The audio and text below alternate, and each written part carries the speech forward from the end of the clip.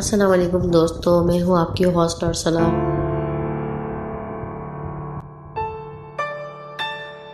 और आप नाकाबिल फरामोश में बहुत बहुत खुशामदीद। उम्मीद है आप सब लोग खैरियत से होंगे। दोस्तों, ये वाक़या जो मैं आपको बताने जा रही हूँ, ये मुझे एक लिसनर थे मेरे, जो काफ़ी दिन से मुझसे कह रहे थे। काफ़ी और लोग भी बोल रहे थे कि आप भी अपना कोई ऐसा वाक़या शेयर करें जो आपके साथ आपकी ज़िंदगी में पेश आया हो, कोई भी ऐसा नाकाबिल फरामोश वाक़या जो पेश आया हो। तो मैंने सोचा कि आपसे शेयर करूँ।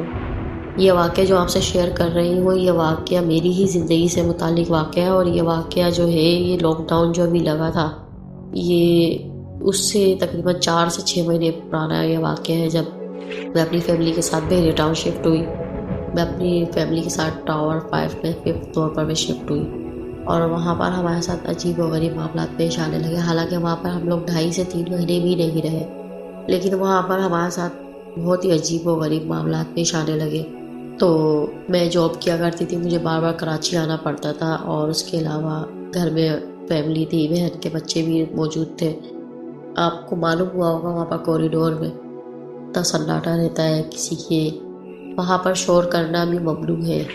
तो कुछ मामला थे जो बहुत ज़्यादा हद तक हमारे समझ में नहीं आते थे हमें। एक बार कुछ ऐसा हुआ कि मेरी भांजी ने कहा कि बाहर कुछ से कुछ ऑर्डर कर लेते हैं और कुछ मंगवा लेते हैं। अभी हम लोगों ने मैप खोला और मेन्यू में देखने लगे कि भाई ये चीज़ें हमें मंगवानी। तो अचानक ही थोड़ी देर गुजरने के बाद 2-2.5 घंटे हमने गुजरते, फिर हमारा प्रोग्राम कैंसिल हो गया कि चलो यार अब बहरिया टाउन से बाहर निकले। हमने कहा यार लाइव जाकर हम लोग वहाँ कुछ जो है खा लेते।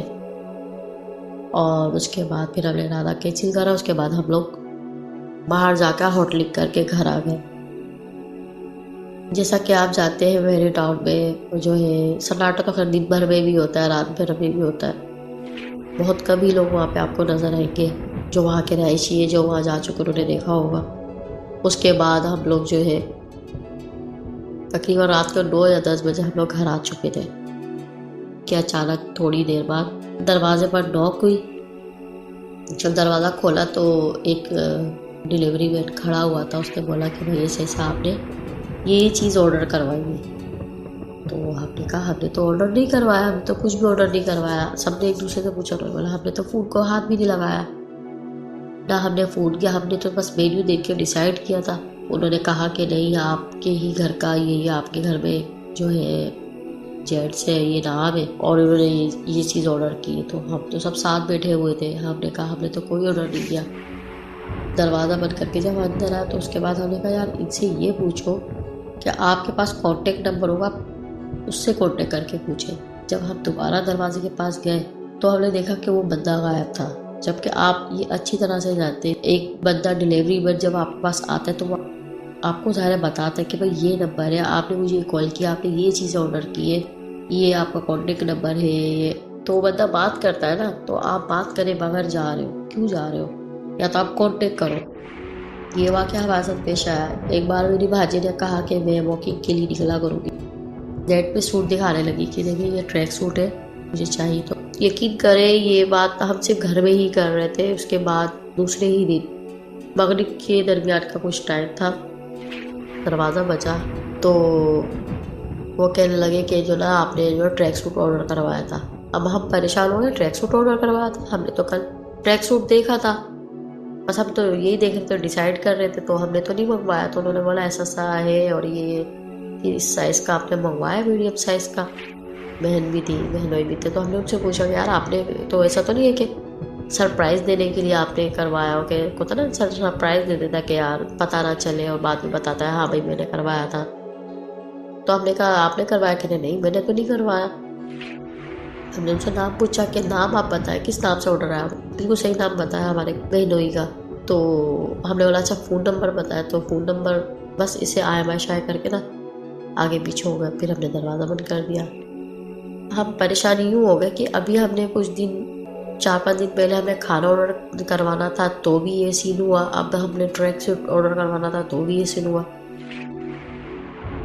लिफ्ट और सीढ़ियों वाला रास्ता एक ही था। आप सीढ़ियों से उतरेंगे तो आपको ऐसा लगेगा नीचे कोई बुलबुल आपस में बातें कर रहे हैं। फिर आप एक और फ्लोर उतरोगे तो आपको लगेगा नीचे फ्लोर पे कोई बात कर रहा है। फिर आप नीचे इस तरह करते करते वहाँ पर मुसलसल आवाज़ें ही आती रहती। कुछ इस तरह के मामला तो होते थे कि अक्सर घर का कुछ गार्बेज वगैरह फेंकना होता तो हम गार्बेज एरिया में जाते थे। वहाँ से एक बार मैं कचरा फेंकने के लिए गई, जो उसका ढकना बना हुआ था, मैंने उसका ढकना हटाया उसको फेंकने के लिए, तो उसके अंदर से यकीन करें पप्पी के चीखने की आवाज़ आने लगी कि एक छोटा बच्चा चीख रहा है, बुरी तरह से चीख रहा है। फिर मेरे जो बहनोई थे, बहन थी, वो भी वहाँ टहल लगा रहे थे। मैंने उनको आवाज़ ला के बुलाया, यहाँ पे छोटा पपी रो रहा है। आप ये देखें कि अगर वो पपी था भी तो हमारा 5th फ्लोर पे, टावर 5 में 5th फ्लोर का हमारा अपार्टमेंट था। गार्बेज फेंकने के बाद गार्बेज इतनी स्पीड से नीचे जाता है, ऐसा कौन सी जगह है? गार्बेज भी नहीं फंस सकता था उसमें, क्योंकि वो गार्बेज भी अभी इतना बड़ा हॉल दिया हुआ था, एक बंदा आराम से इसमें घुस सकता था, जा सकता है वो नीचे ग्राउंड तक।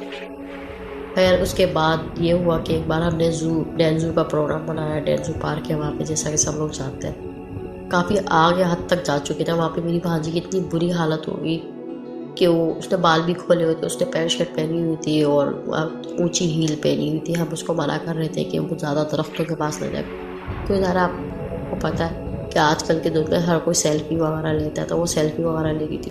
कह रही मुझे सर भारी हो रहा है, मेरा सर भारी। अब काफ़ी आगे तक निकल गए थे जो वहाँ पर, फिर हम लोग वहाँ से निकले। उसके बाद हम बाहर हाईवे वाले रोड पर आए। फिर वहाँ पे कुछ हम खाने के लिए निकले होटल में।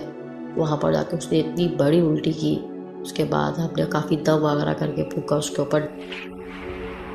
काफ़ी मामला होते थे। एक बार हम लोग ऐसी हॉरर टाइप की बातें कर रहे थे, ना सन्नाटा रहता था वहाँ पर कि कोई चीज़ छोटी अगर आपकी गिरी है तो लाजमी आपको आवाज़ आनी ही आनी है उसकी। हम आपस में बातें कर रहे थे कि माचिस का पैकेट टाइप की जो भरा हुआ गिरने की आवाज़ आई लाउंज में, जबकि लाउंज माचिस का कोई काम ही नहीं होता। किचन से गिरता तो समझ में आता क्या, हाँ भाई लाउंज के अंदर वो गिरा। जैसे ही वो गिरा और हम एकदम चौंके कि क्या चीज़ गिरी है, जैसे कोई कैचर होता, बालों का कैचर फेंका हो किसी ने, या माचिस टाइप की कोई चीज़ हो। क्योंकि हम उस वक्त में जिन्नातों की बातें कर रहे थे। उसके बाद हम लोगों ने वो घर छोड़ दिया। बहुत अजीब अजीब मामला होने लगे थे।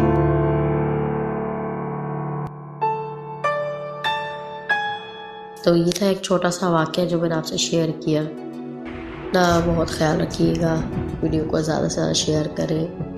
मुझे इन स्टोरीज़ में बहुत मेहनत करनी पड़ती है, सिस्टम पर वाइज करनी पड़ती है, एडिटिंग अलग करनी पड़ती है, एक लाइक करने में और एक सब्सक्राइब करने में चलना में भी नहीं लगते।